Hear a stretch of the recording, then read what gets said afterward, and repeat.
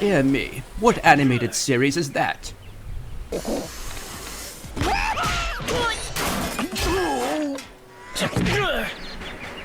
Spaceballs? Oh shit, there goes the franchise. Being a kid who loved both goofy comedies and Star Wars, Spaceballs always felt like a movie that was tailor-made for me. Gimme paw! And as I got older, I always found new things to love about it as well. Hello, Charlene. I'm Marlene. Hello, Marlene. I'm Charlene. Chew your gum. Even if some of the humor didn't hold up in the same way.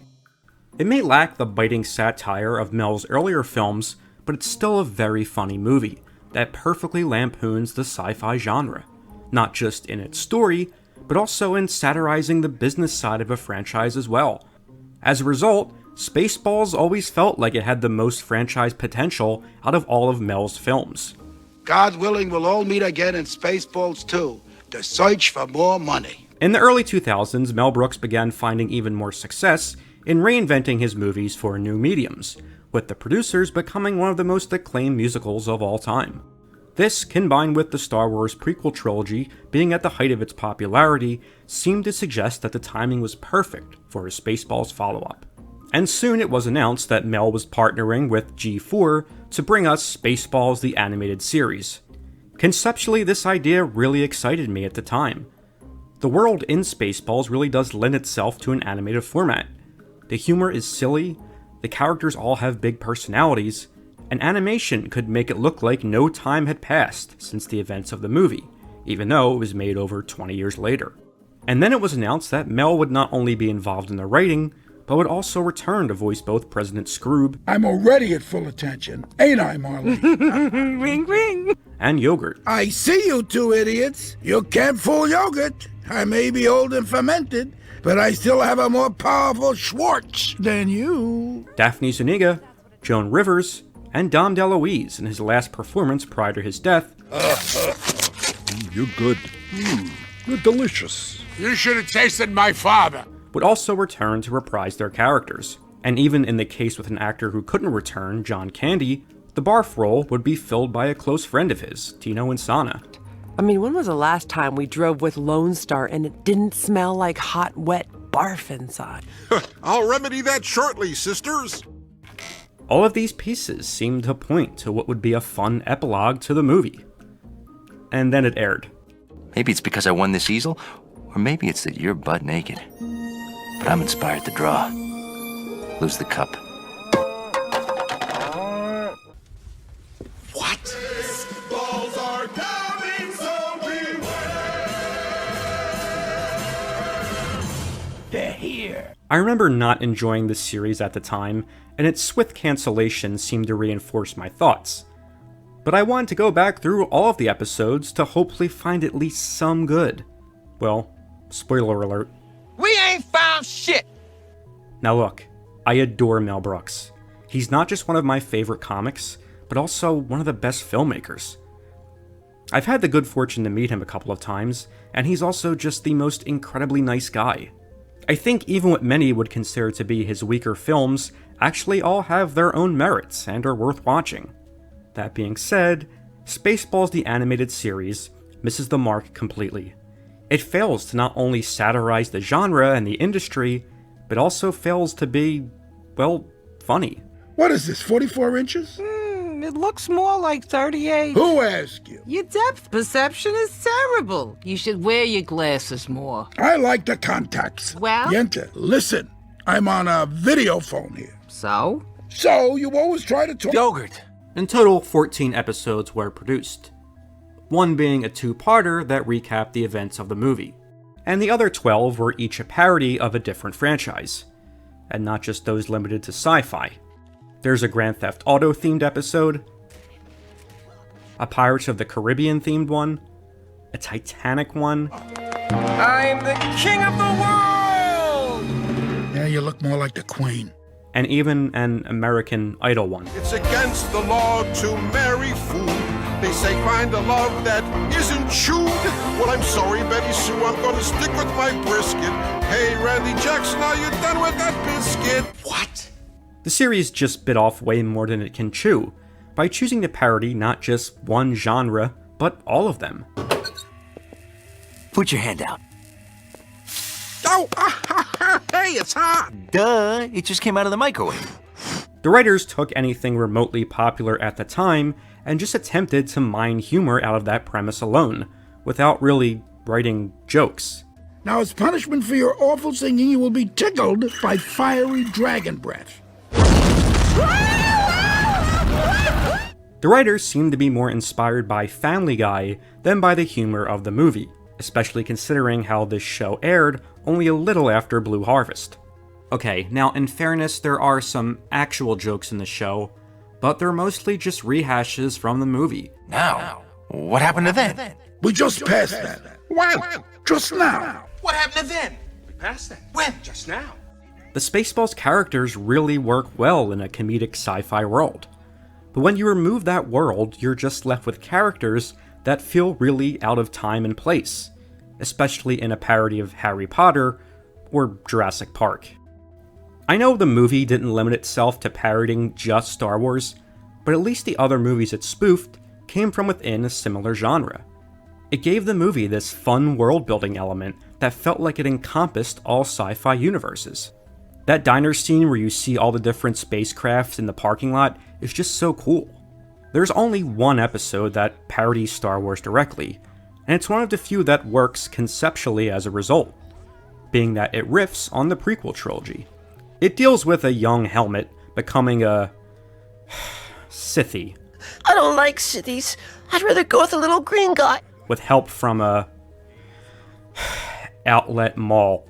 I'm the one known as Outlet Mall. There's one decent joke where it's explained that the character got his large helmet because he fell and bumped his head after his mother had always insisted he wear one. I could never marry you.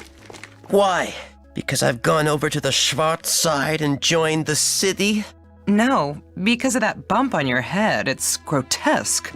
It works because it relates to Star Wars and also the characters from Spaceballs. But that's really all this episode has going for it. Why don't we take a 5-minute break? Very good, sir. Beyond the initial pilot, Mel Brooks wasn't involved in the actual writing of the series, and it shows. His name is slapped all over the credits and marketing, but you can tell his involvement was limited to a creative consultant and voiceover actor. I assume the rest of the scripts were written by a group of 12-year-old boys filling in Mad Libs. Space, it just sounds so cool and futuristic. And don't get me wrong, the movie can be juvenile in its humor, and it uses plenty of puns to craft jokes. Radar about to be jammed. But in this series, puns are the genesis of the humor. For instance, here are some of the actual episode titles. Watch Your Assic Park, Harry Potter, You're Harry Potter! Spider Mog, You dog! I'm not a dog, I'm a mog. and Lord of the Onion Ring. The onion ring cannot be eaten. It's indigestible.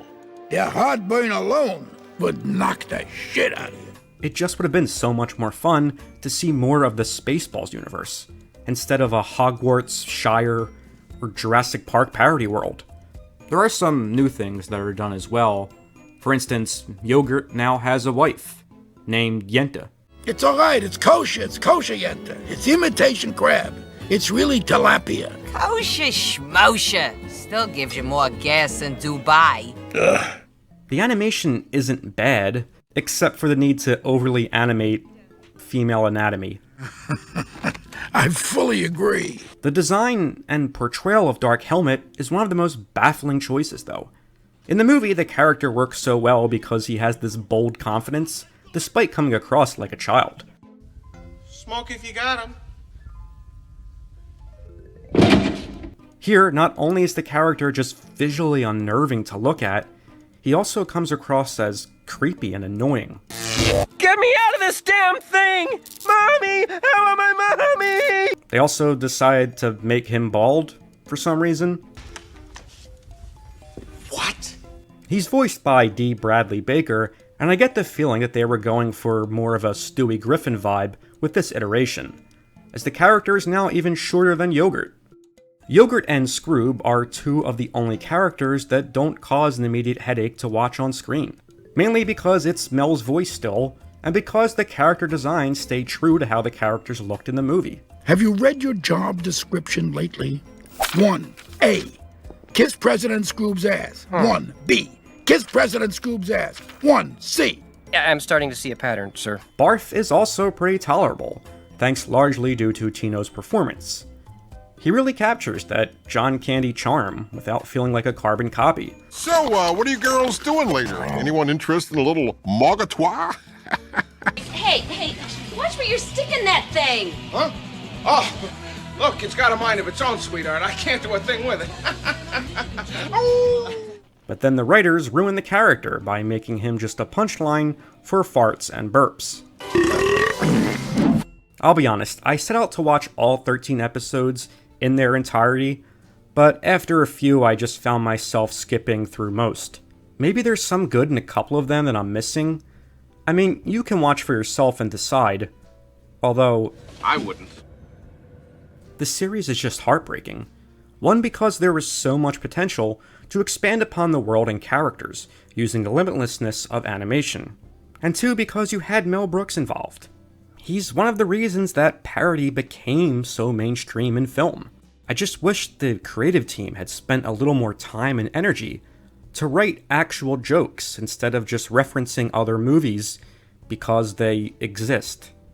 It becomes the animated TV equivalent of all those epic movies. Captain Jack Swallows. Which is such a shame because those movies are just trying and failing to imitate Mel Brooks.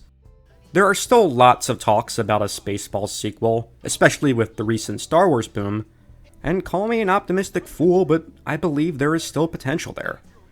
I actually think a live-action show or movie could be fun. A real chance to parody the streaming wars, while also throwing in some satire on the world of excessive sequels. I love Mel and would obviously want him involved in some capacity, but in order for it to remotely work, the project would just have to go to writers that both respect the original movie and understand how to spoof the current state of the Star Wars franchise. Both things the writers of Spaceballs the Animated Series didn't do. It fails to honor the original movie and to parody anything. And to that, I just have one thing to say.